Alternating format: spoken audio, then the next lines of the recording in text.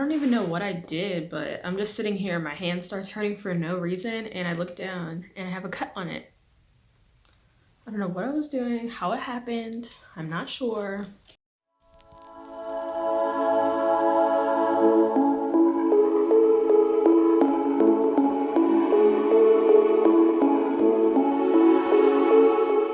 Hey guys, welcome back to my channel. My name is Zhani. If you're new here, please like, comment, subscribe, turn on post notifications, and follow me on Instagram. It's in the description box down below.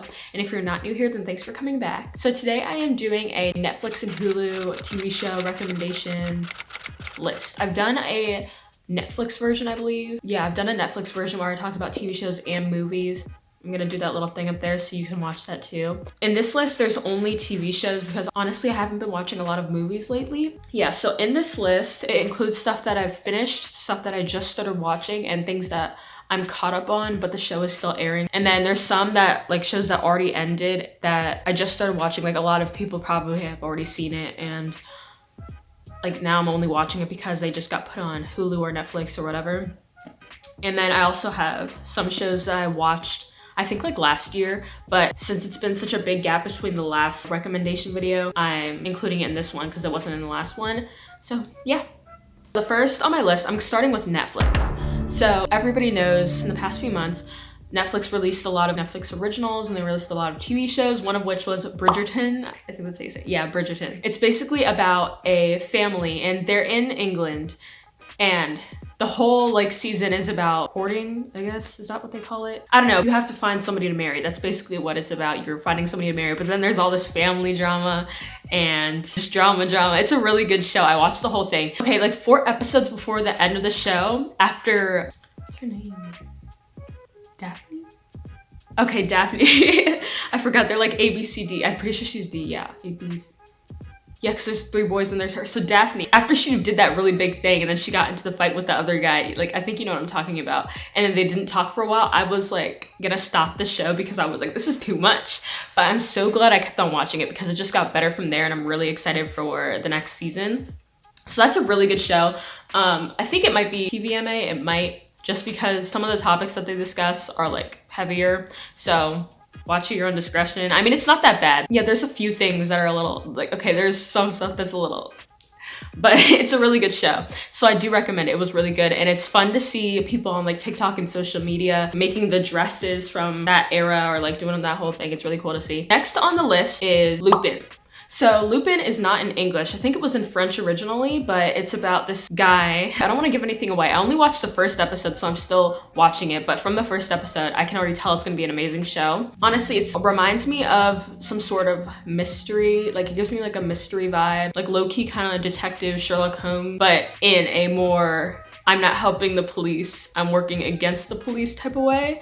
So you should go like look up promo videos or the trailer for the show because that will probably give you a much better understanding of what it's actually about, because I don't even know how to describe it without giving anything away. You don't really find out what the show's truly about until the end of the episode. You think it's going one way, but then it completely changes and everything you originally thought was true isn't. So you've definitely got to watch it. But if you're into more like mystery, Sherlock Holmes vibes, always staying on your toes. And it also reminds me of Murder on the Orient Express, I guess. If you're into mystery shows and detective shows and all that, this is gonna be right up your alley. I didn't even really notice they didn't speak English because it plays over really well, like the way that they speak and the way that it's spoken in English versus French. So I didn't really notice, like you kind of pick up on it, so it's not too bad. Yeah, and you don't need subtitles because it is translated in English.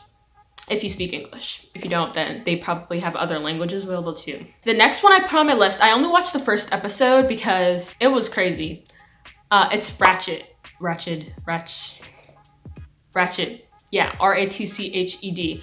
And it's got that lady from, I think her name's Sarah Paulson. She's from American Horror Story, and she always does like these crazy movies or TV shows and stuff like that. Like, she's always doing something wild.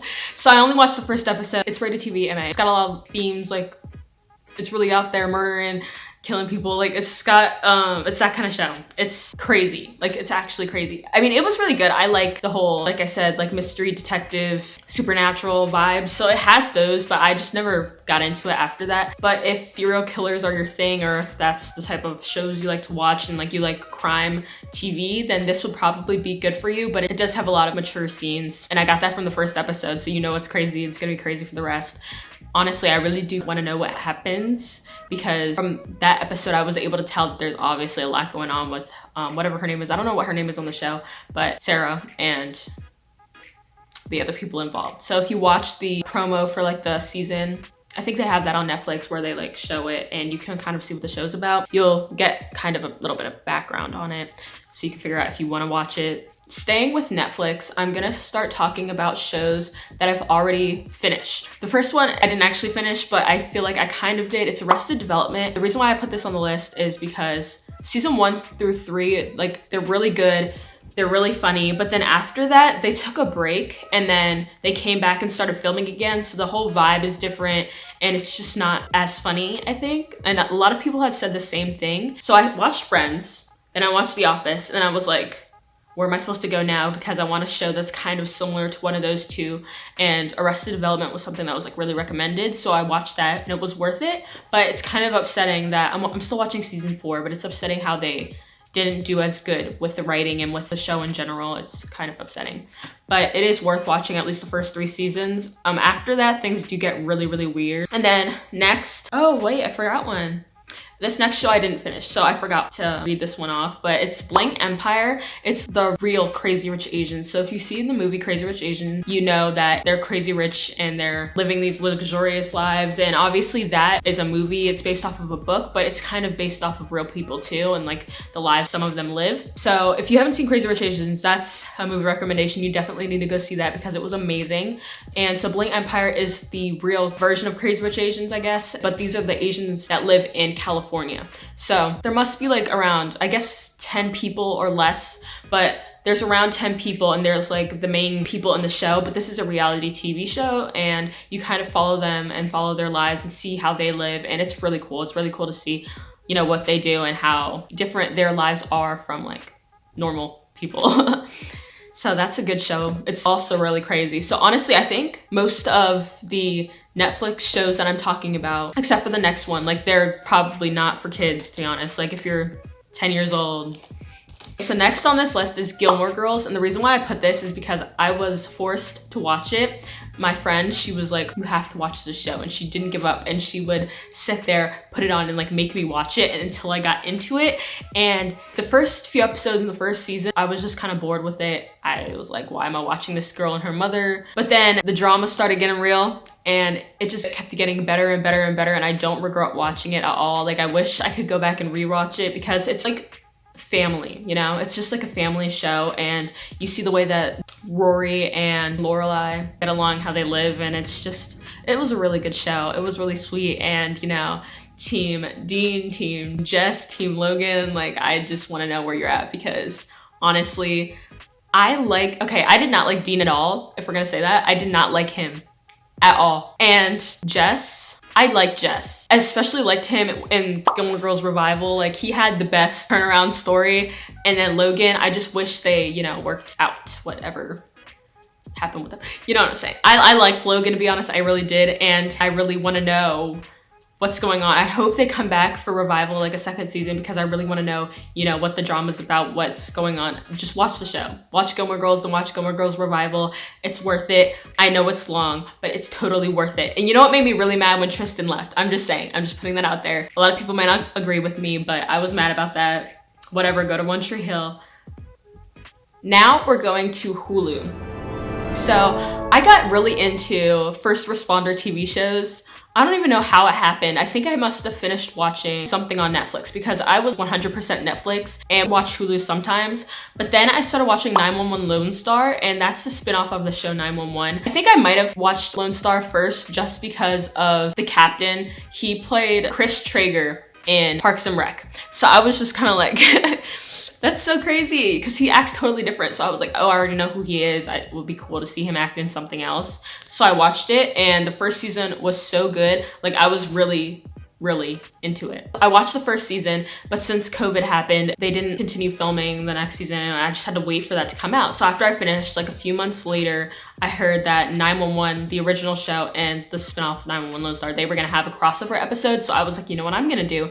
I'm gonna watch 911 and get caught up so then I can know who everybody is in the crossover. I did that. I started watching 911, and 911 to me is a much better show, which makes sense, obviously, since it's the original. So now when I watch 911 Lone Star, I'm kind of just like, oh, like the whole vibe is completely different, but it's still a good show. They're both really good. 911 is really, really good. Like, there's so much drama.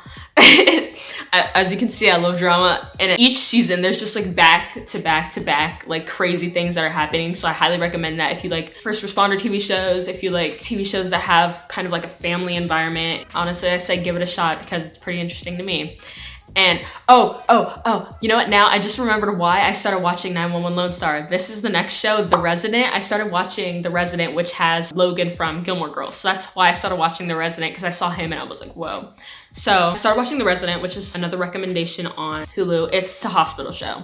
So Conrad, he works at the hospital. I think he's the main character, to be honest, even though there's this guy Pravesh, who also seems like he's pretty main character-ish. You just kind of see what they deal with at the hospital. Let me tell you, it's crazy. Like, it's such a good show. I've never watched Grey's Anatomy. I know.